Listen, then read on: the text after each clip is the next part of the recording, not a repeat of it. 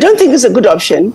And I would want to ask the same people who are sitting at the table having those discussions about having a military intervention in Niger. Let me remind you that there are other coups that we are not talking about, that we should be talking about. By France forcing Niger to send all its natural resources to France, that's a coup. By France having its own military in Niger and forcing Nigerians that you can only be trained by France, that is a coup. By forcing Niger to deposit 50% of its reserves with France, that is a coup.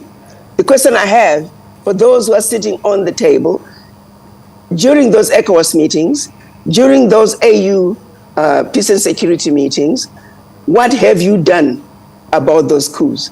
Take those 3 coups, multiply by 14, because that's what's happening in the 14 former French colonies. Those are deadly coups that have been taking place for decades. And you, ECOWAS, have done nothing about those coups. I need them to also answer and give us remedy as to how they are going to handle those coups.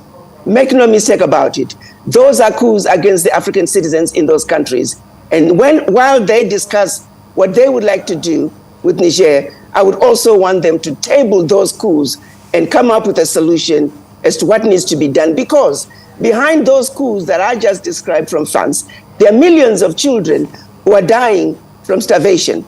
There are millions of children who are going to bed with an empty stomach. There are millions of African youth who are unemployed. There are millions of women who are dying while giving birth to another life.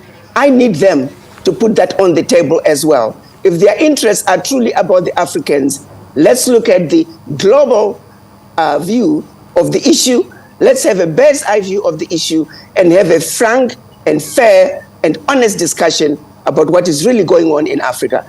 I do know that I don't think the carnage that's going on in Africa is what ECOWAS is all about. Leadership is about the people. It's about creating a better life for the people. But if you're going to allow one who has committed egregious crimes in Africa continues to have coups, those are coups. Let's call a spade a spade. You can't give France a pass. So also let us know what you intend to do about those ongoing economic and political coups that are being imposed on those 14 French countries, former French colonies by France. So to just talk about what's happening in Niger alone, in isolation, and not go to the root causes of the genesis of why what's happening is happening, simply does not make any sense. And I would hope military intervention in Niger is not an option.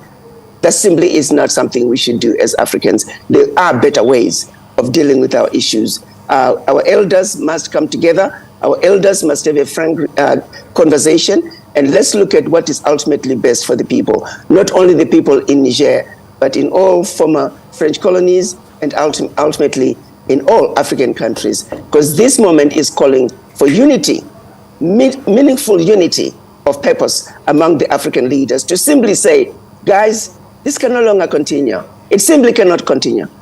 The people have spoken, and I hope our leadership would listen.